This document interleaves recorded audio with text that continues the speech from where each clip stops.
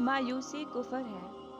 کہتے ہیں کہ ایک ملاح کی کشتی لہروں کی نظر ہو گئی اور وہ ایک جزیرے میں پھنس کر رہ گیا۔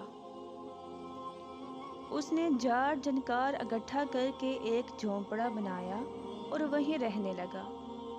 دن گزرتے رہے اور کوئی اس کی مدد کو نہ آیا، اور آتا بھی کیسے کہ کسی کو کیا خبر کہ وہاں کوئی موجود بھی ہے۔ سمندر کی موجیں اس کی خبر پہنچانے کی راہ میں حائل تھیں۔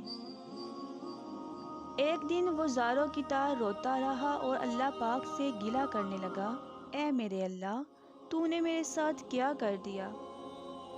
ابھی وہ آہ و زاریوں سے فارغ ہو کر جھونپڑے سے باہر نکلا ہی تھا کہ آسمانی بجلی نے اس کے جھونپڑے کو جلا کر راکھ کر دیا۔ ملاح یہ منظر بے بسی سے دیکھتا رہا۔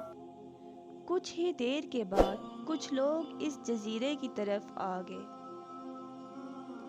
ملاح نے خوشی اور حیرت سے پوچھا، تم لوگوں کو کیسے پتہ چلا کہ یہاں کوئی ہے؟ لوگوں نے کہا، ہم نے اس طرف سے آگ اور دھواں اٹھتے دیکھا تو خیال گزرا کہ شاید کسی کو ہماری مدد کی ضرورت ہو، بس اسی خیال سے چلے آئے۔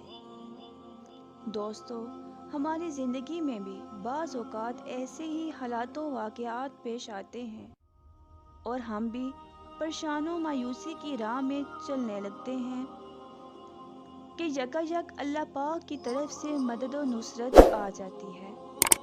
کبھی بھی اللہ تعالیٰ سے نا امید نہ ہوں، وہ بہترین کارساز ہے۔